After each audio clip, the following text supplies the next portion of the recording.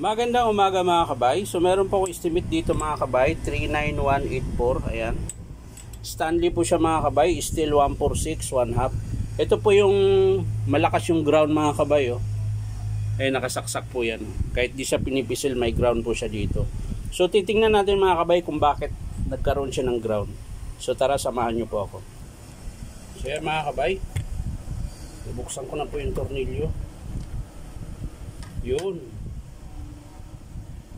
Kaya naman pala. Ito mga kabay, papakita ko po sa inyo ng malapitan.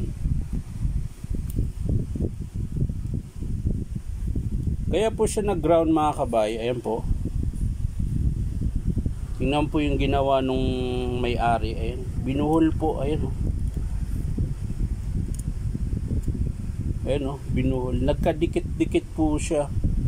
Di ko alam bakit nilagyan niya ng ganito. Di naman kailangan to. Ayun o, sinuksok niya po dito. Ayan, siguro kayo sumayad. Tumama dito. Kaya nagkaroon ng ground yung gear case cover. Ayan. Hindi ko po alam sa kanya kung bakit nilagay niya nito. So wala na po yung spring. Sira po, putol. Siguro inikot niya ng ganon para gumana. Kaso lang di po ubra. Ayan. Ginawa niya, binuhol niya po. Tapos yung wiring po, tingnan niyo po mga kabay oh, inipit niya. Ayan. Hindi niya po nilagay doon sa may lagayan mismo ng wire. Ayan. Isa din po sa dahilan kung bakit nagga-ground po. Ayan, tingnan niyo po. Naipit po sa mismong bearing yung wiring. Ayan. Ay. So ayan. So babaklasin natin yan mga kabay kung ano pa yung sira. So ayan mga kabay. Nagulat ako kanina pag saksak ko, tapos tingnan ko biglang nag-ground yung kamay ko dito. Yun pala yun. Yun pala yun.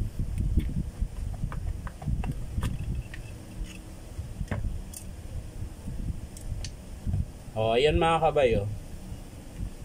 Ito po yung dahilan kung bakit nag-ground ako kanina. Ayan.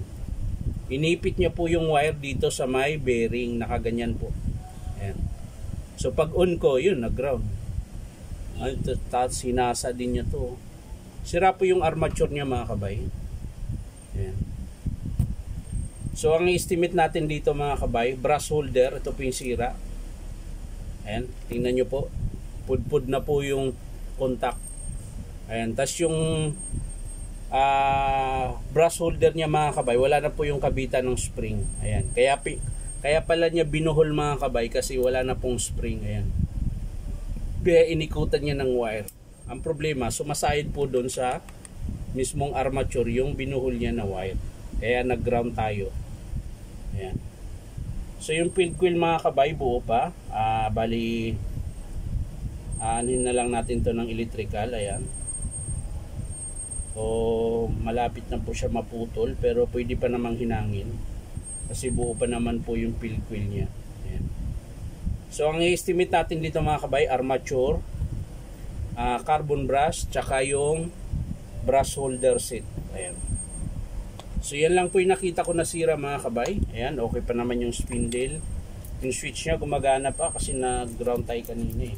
So ibig sabihin may contact pa rin siya, may power, ay may ano, hindi pa sira yung switch. So yan lang po mga kabay. Bali ang papalit natin dyan ay field coil tsaka brush holder, carbon brush. Ayan. So hindi ko na po ipapakita sa inyo kung paano buuin mga kabay. Papakita ko na lang sa inyo mga kabay kapag in-approve ng customer. So yan lang po mga kabay. Maraming salamat. At syempre subscribe nyo po itong aking YouTube account, Tainong Tabay. So bye bye.